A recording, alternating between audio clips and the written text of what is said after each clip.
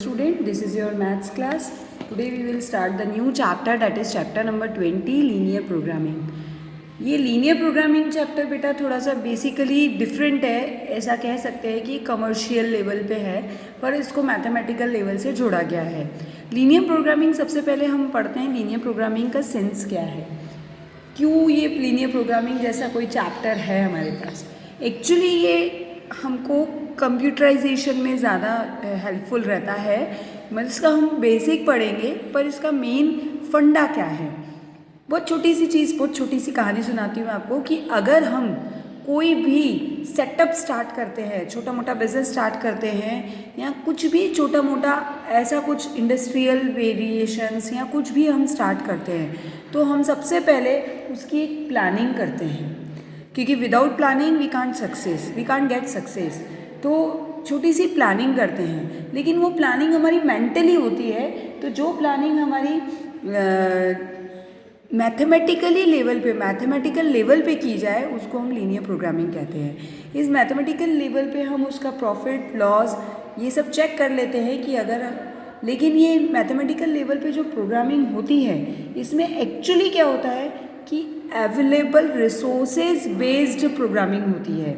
हम जो भी बेस्ट यूटिलाइजेशन कर सकते हैं रिसोर्सेज का, अवेलेबल रिसोर्सेज जितने भी हैं उन रिसोर्सेज का बेस्ट यूटिलाइजेशन कर सकें, उसी को हम लीनियर प्रोग्रामिंग कहते हैं. फॉर्मुलेशन लेवल पे करते हैं, यानी मैथमेटिकल वे पे करते हैं. And how will you get profit. अगर कितनी बार हम प्लानिंग करते हैं तो हमको प्रॉफिट चाहिए होता है, तो हम मैक्सिमम प्रॉफिट की कोशिश करेंगे. कितनी बार हम जब बिजनेस स्टार्ट करते हैं, तो उसको हम जब भी लेवल को स्टार्ट करते हैं तो हम ये कोशिश करते हैं कि कोई बात नहीं, प्रॉफिट नहीं हो रहा है ना हो, लेकिन लॉस कम से कम हो. तो जब भी ऑप्टिमाइजेशन की बात होती है, इसी को हम ऑप्टिमाइजेशन कहते हैं. ऑप्टिमाइजेशन मतलब अगर हम प्रॉफिट की बात करते हैं तो प्रॉफिट ज़्यादा से ज़्यादा हो और लॉस कम से कम हो. क्योंकि बहुत सी बार बेटा बिजनेस स्टार्ट करते हैं तो स्टार्टिंग में आपको प्रॉफिट नहीं होता है, तो उस कंडीशन में हम कोशिश करते हैं कि लॉस कम से कम हो. या फिर हम बात करते हैं कि अगर सेल हो रही है तो हम प्रॉफिट को साइड में रख के सोचते हैं कि मैक्सिमम सेल मैक्सिमम हो, अपने आप एक टाइम के बाद जाकर प्रॉफिट का लेवल बन जाता है. तो इसी को हम ऑप्टिमाइजेशन भी कहते हैं. आगे ये सारी डेफिनेशन हम पढ़ेंगे. तो सिंपली लीनियर प्रोग्रामिंग की डेफिनेशन क्या होती है. Linear programming is a powerful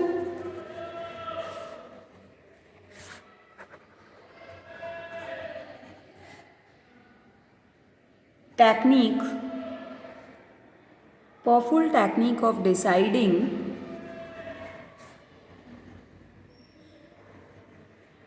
deciding the best utilization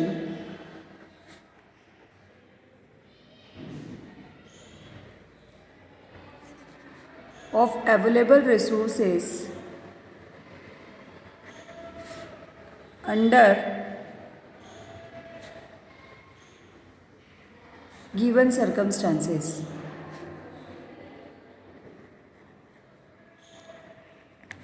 available resources under given circumstances. अब बेटा इसमें कुछ डेफिनेशंस हैं जो आपको ध्यान रखनी है.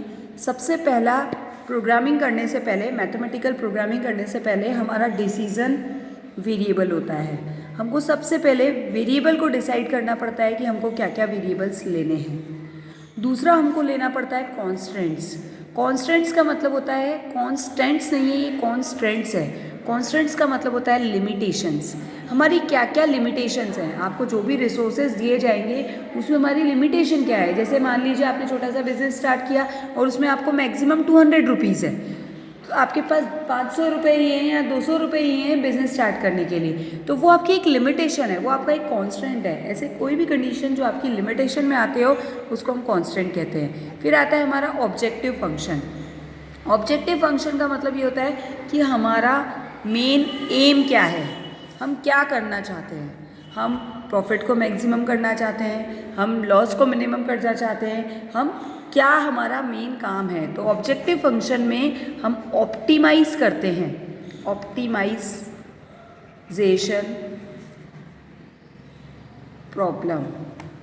हम प्रॉब्लम को ऑप्टिमाइज करते हैं. ऑप्टिमाइज का मतलब होता है मैक्सिमम, अगर प्रॉफिट होगा तो मैक्सिमम होगा और लॉस होगा तो मिनिमम होगा.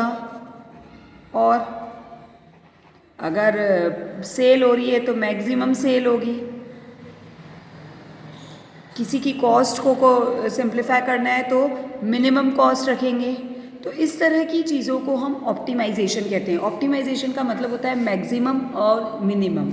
ऑप्टिमम वैल्यूज़ का मतलब ये होता है या तो बहुत मैक्सिमम या फिर मिनिमम। फिर रेस्ट्रिक्शंस आपके उसमें आ जाते हैं कॉन्स्ट्रेंट्स में। नॉन नेगेटिव रेस्ट्रिक्शंस क्या होते हैं? नॉन नेगेटिव रेस्ट्रिक्शंस एक और पॉइंट है आपके पास, फोर्थ। नॉन नेगेटिव रेस्ट्रिक्शंस होते हैं कि हम जो भी वेरिएबल लेते हैं बेटा, हम यहाँ पर जो भी वेरिएबल रहते हैं वो हमेशा पॉजिटिव ही सपोज करते हैं, क्योंकि हम वेरिएबल अभी आपको पता लगेगा कोई क्वांटिटी लेते हैं और क्वांटिटी कभी नेगेटिव नहीं होती है। तो ये नॉन नेगेटिव रेस्ट्रिक्शंस हर वर्ड प्रॉब्लम में आपको मिलेंगे। इसके बाद आता है आपका फिजिबल रीजन। फिजिबल रीजन, ये सारी चीज़ें आपने लास्ट ईयर भी पढ़ी होंगी इनइक्वलिटी में, मैंने तो कराई थी 11th में। फिजिबल रीजन यानी वो एरिया जो आपका सॉल्यूशन एरिया है, उसी को हम फिजिबल रीजन कहते हैं। फिर आपका आता है एक्सट्रीम वैल्यूज़। उस फिजिबल रीजन में, क्लोज्ड फिजिबल रीजन में एक्सट्रीम वैल्यूज़।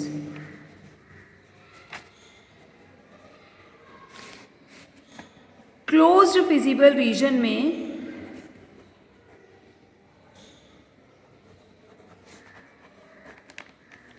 आपके पास जो कॉर्नर्स होते हैं, वर्टाइजेस होते हैं, वहाँ पर हम मैक्सिमम और मिनिमम वैल्यू चेक करते हैं।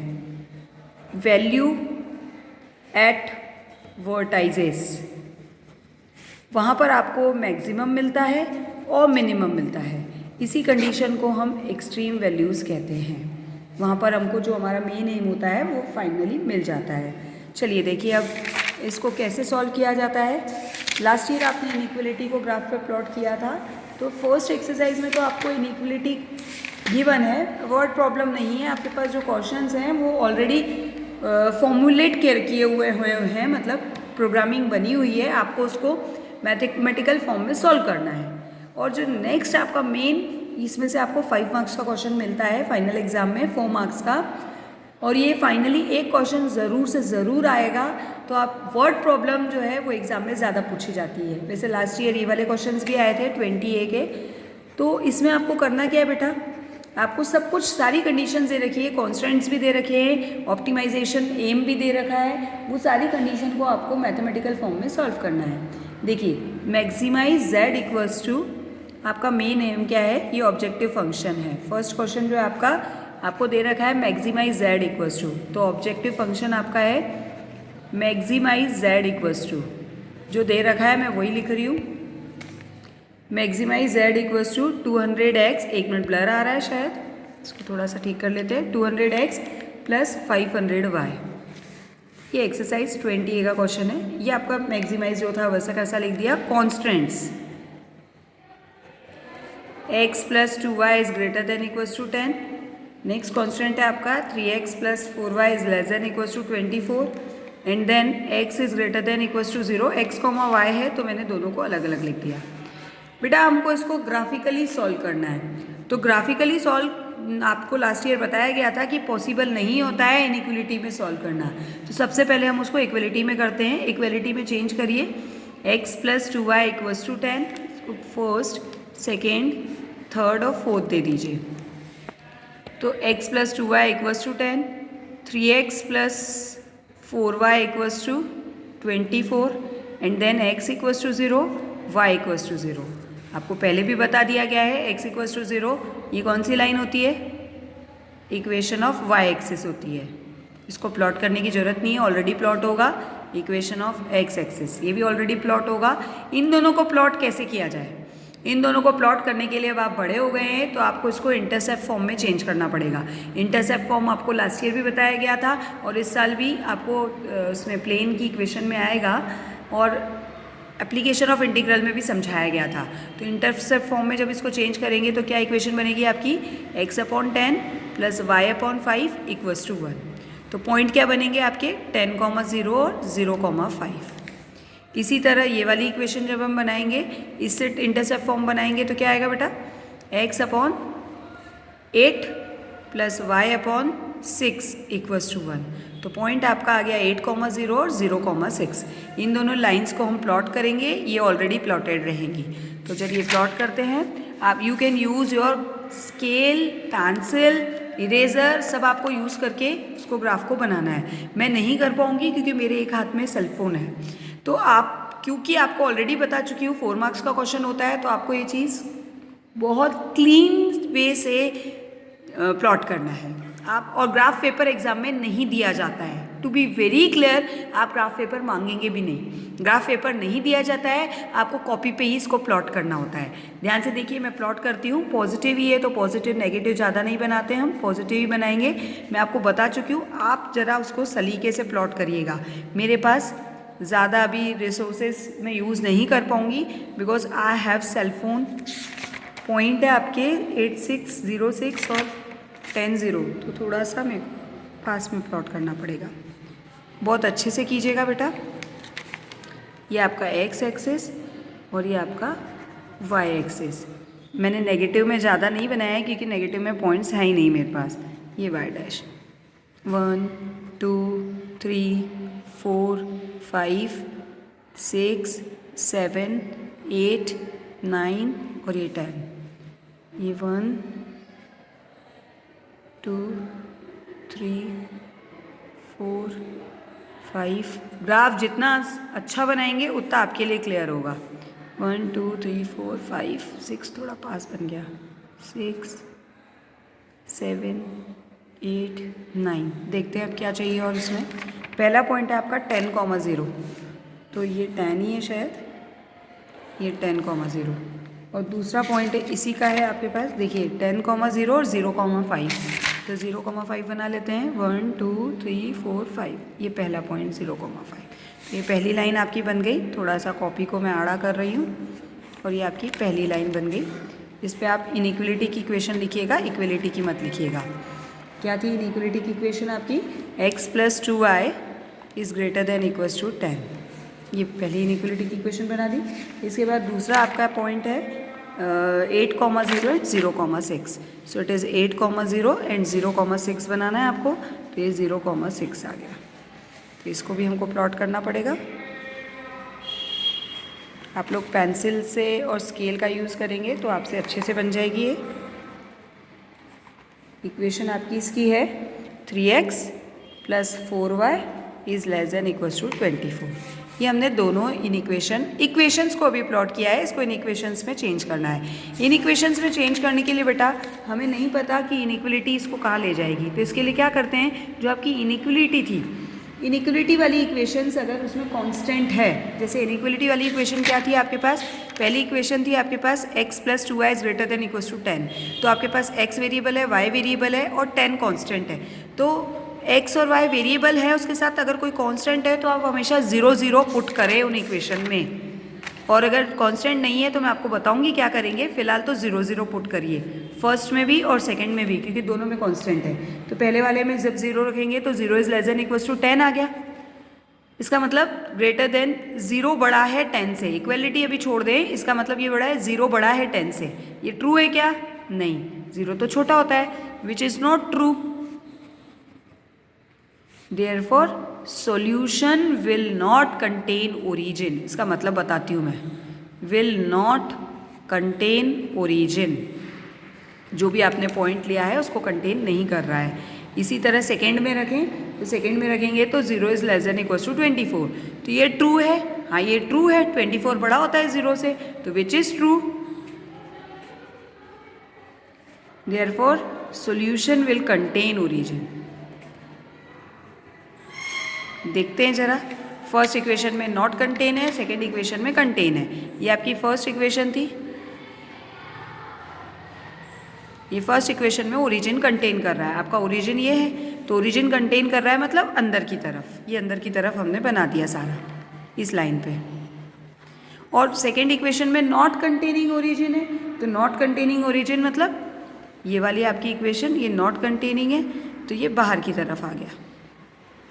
कंटेनिंग मतलब ओरिजिन की तरफ, जब नहीं कर रहा है तो बाहर की तरफ।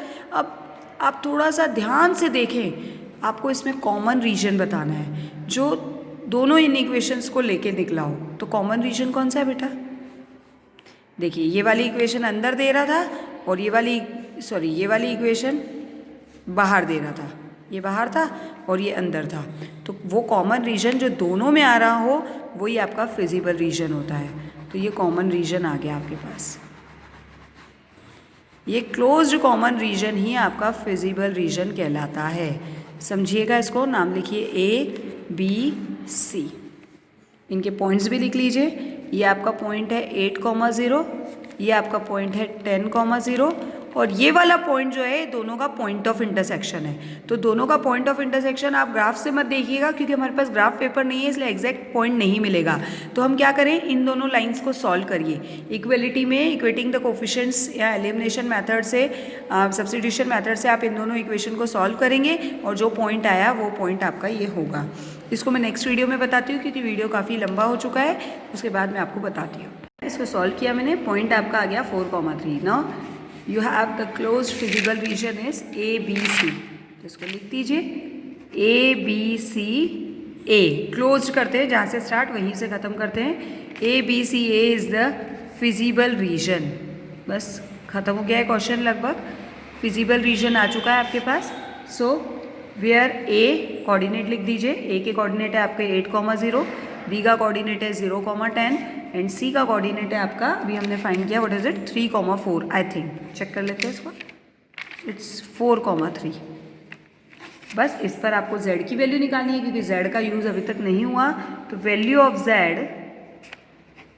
एट A 8,0, Z आपके पास था, Z में वैल्यू रख दीजिए 8,0, तो Z इक्वल्स टू आ जाएगा 200 इंटू 8 प्लस 500 इंटू 0, तो 200 इंटू 8 इज 1600। फिर वैल्यू ऑफ Z एट 10,0, तो 10,0 पे Z की वैल्यू निकालेंगे, तो 200 इंटू, मैं डायरेक्ट निकाल रही हूँ, 200 into 10 that is 2000 plus 0 that is 2000। Now last value निकालनी है, value of Z at 4,3, value of Z at C 4,3, तो 4,3 पे निकालें, यानी 200 into 4 plus 500 into 3, so it will become 800 plus 1500 that is 2300। तो भैया आपको मिनिमाइज निकालना था, हमारा जो मेन फंक्शन था उसमें Z आपको क्वेश्चन में लिखवाया था मैंने, ये मैंने गलत लिख दिया है, क्वेश्चन में मिनिमाइज है बेटा, आप मैक्सिमाइज हो तो मैक्सिमाइज कर लेना, पर फिलहाल क्वेश्चन में मिनिमाइज है। मिनिमाइज यानी आपको Z की मिनिमम वैल्यू बतानी है, तो Z की मिनिमम वैल्यू क्या आई है आपके पास, एक 1600, 2000 और एक 2300, तो मिनिमम कौन है, hence minimum value of Z is 1600 at x की वैल्यू क्या है वहाँ पर, x की वैल्यू है 8 एंड y की वैल्यू है 0। ये 1600 किस पॉइंट पर था, 8,0, तो x equals to 8 and y equals to 0। This is your last, this is the solution, complete solution of the question.